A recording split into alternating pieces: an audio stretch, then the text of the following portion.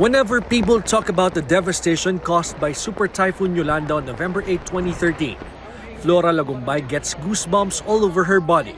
She gets flashbacks of the storm surge engulfing her community which killed some of her relatives. Oo, mapresko. Talaga masakit sa dibdib. Siyempre, lalo na sa amin, marami kaming kamag-anak na nawala. At yung iba naputol, naipit ng container van, yung iba namatay talaga. She now resides in a government housing project in Barangay San Isidro.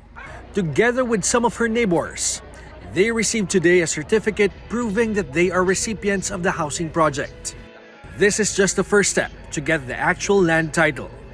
Another beneficiary, Feka Pintes, says, aside from a number of documentary requirements, they also need to shell out around 7,000 pesos so the property title will be placed under their names. Maghahanap pa kami ng 7,000. Wala naman kaming pera. Mahirap ngayon ang pera. President Bongbong Marcos joins today's commemoration of the 10th anniversary of the onslaught of Super Typhoon Yolanda. He ordered the distribution of the certificate of title to the beneficiaries be fast-tracked. But it is easier said than done, according to Tacloban City Mayor Alfred Romualdez. Land titles will take a while because it's just too many. I mean, you're talking of about close to 18,000 titles, and we can only do so much.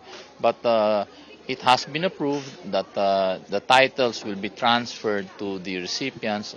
The mayor says he will ask for the help of Congress since it may require legislation for them to waive the fees for Yolanda survivors. It might take longer if it's with them directly to the recipients, whereas if it goes to us, then I can, lobby in the House of Representatives as well as in the Office of the President to fast-track this. And it may be faster if it is already in our possession. Meanwhile, President Marcos thanks all those who helped the Taclobanos get back on their feet. He says without them, recovering from the devastation will be impossible. We could not have survived without that. And so it is impossible to overstate how important it is to us what you did for us after Yolanda and in the years subsequent to Yolanda. You never left us.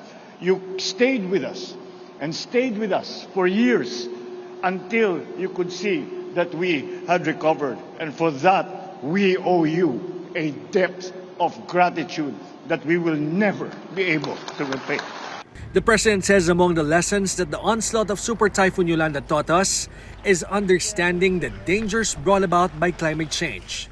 Thus, it is important to make it a vital component in crafting national policies.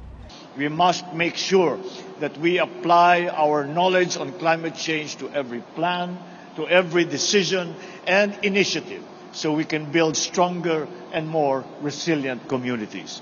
In the end, the Yolanda experience will serve as a reminder to all to take concrete actions to prevent any similar incident of the same magnitude from happening again. From Tacloban City, Gerg Cahiles, CNN Philippines.